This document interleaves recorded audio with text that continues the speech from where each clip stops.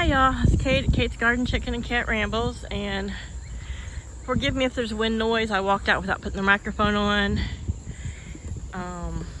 We got a 10 to 15 mile an hour wind out of the west today, which is awesome. I know what some of you think. She's only filming a video and talking to us out here because it's much cooler outside.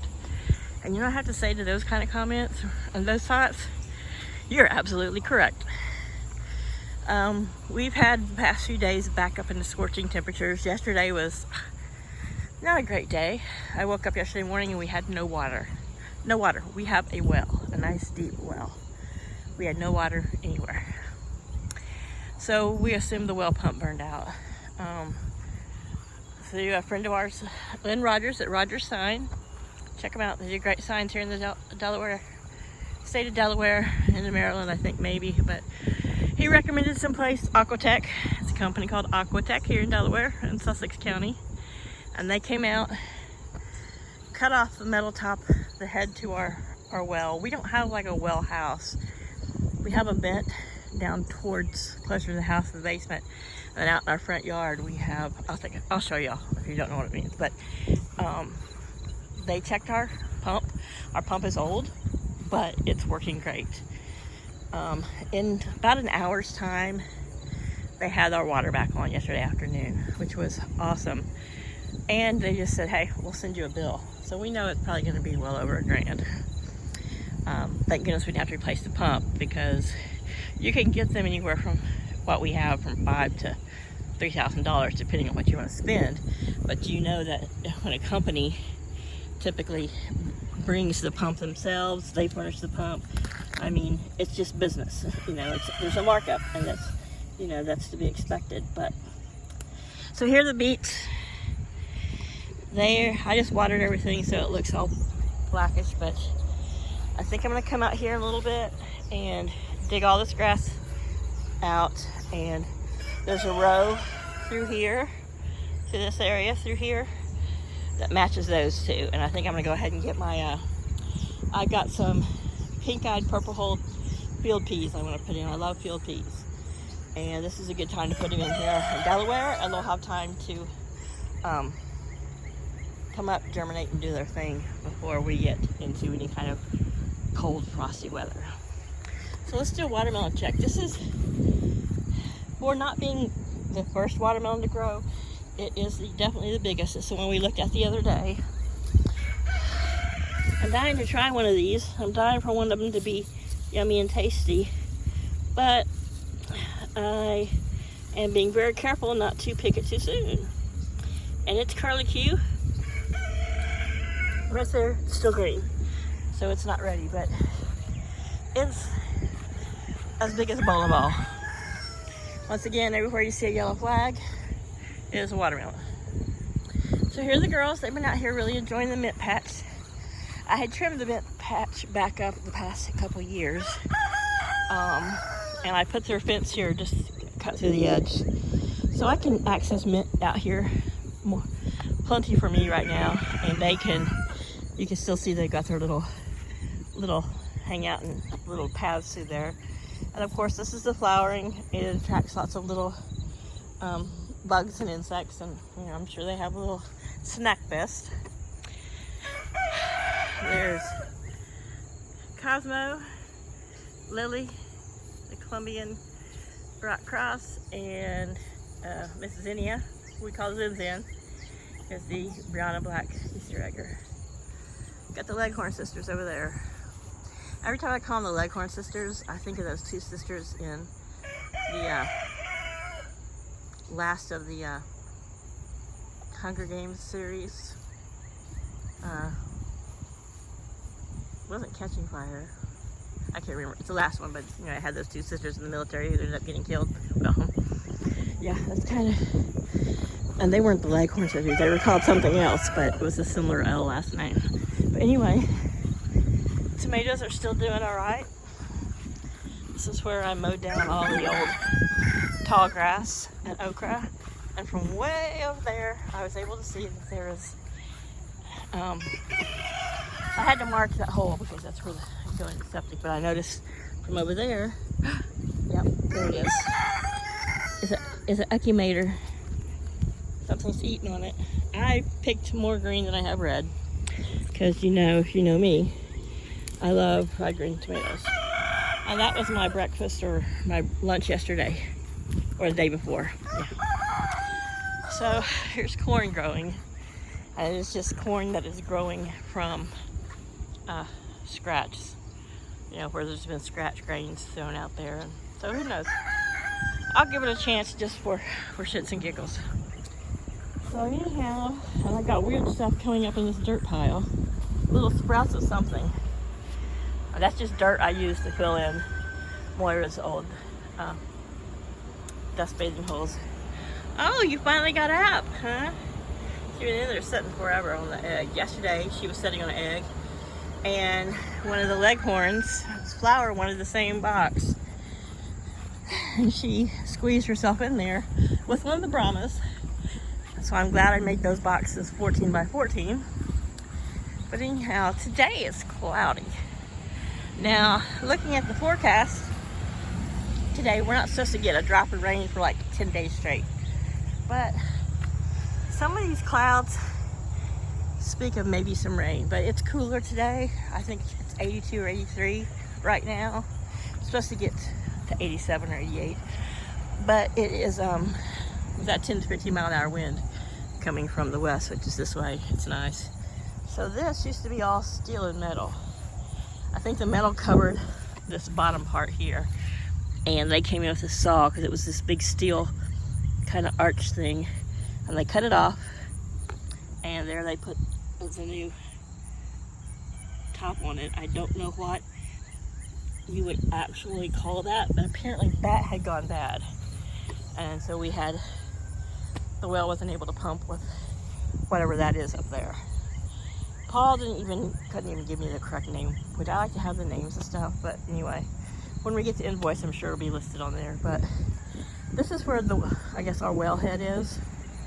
Our neighbors, theirs is under their house, but I have a feeling when this house was so much, you know, it's like equivalent of 3 normal of those town lots. And here, at least on this street, the lots are twice as deep as they are wide. And I've got 3 of them, and so right there where you see that little post with a little stake, a little higher grass there, that is like the vent thingy. There's like a piece of PVC that comes up and a little metal vent cap, something to do with the well.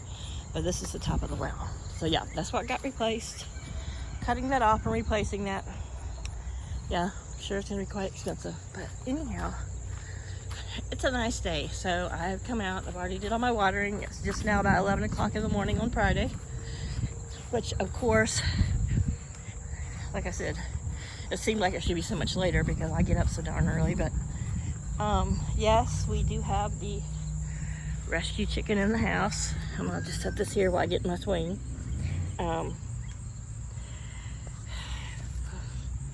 Told Paul he used to take her to the vet. I think he's sleeping first. I don't know. He's had several people who wanted to come get her. You know, maybe someone who rescues birds. Which she's alert, but she's not eating a lot. I have been making her drink, and she has a huge flap. It's like, it sounds horrible, when you're eating a chicken leg, you know, the drumstick part, the round part of her drumstick, the skin has been pulled off of that, and it kind of hangs in the flap. And the vet we talked to yesterday said, do not mess with the flap, do not cut it off, because there's going to be nerve endings and there's going to be blood vessels to it. We don't want to make her bleed.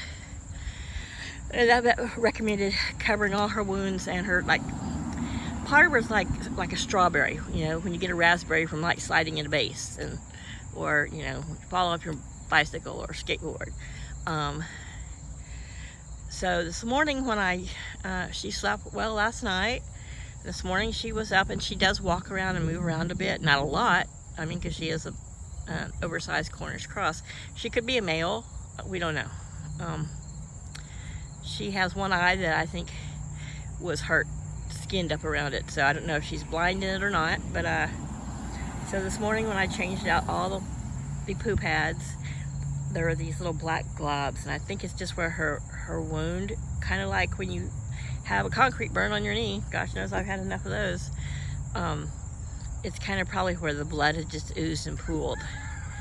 So I used a damp cloth, and her wound looked kind of blackish, but I think that was just the ooze. So I used a damp washcloth and just patted and gently tried to take any ickiness off. And then I slathered her back up with Neosporin. Then Paul had someone online said, "You're not supposed to use the Neosporin with pain relief in it." I'm like, you know what? We are not bird experts, especially injured and rescue bird experts. I love my chickens. I love taking care of them. And if they're sick, I'll take care of them. But a bird that's just injured, that I need to see the vet. But that's not my call. That's Paul's, and that's Paul's money. And I cannot just, take it, drop it off at an emergency vet and then let him get billed hundreds and hundreds of dollars. We were hoping a couple people reached out to him on his cell phone last night, because he had posted it in an Adopt-A-Bird forum or whatever, that they had rescued injured birds before, and they had experience in taking care of wounded birds. And I was hoping someone who has a rescue farm, who rescues birds, would show some interest and want to take her, because I hate to make things about money, but like I said, we just bought a new wellhead thing, and I just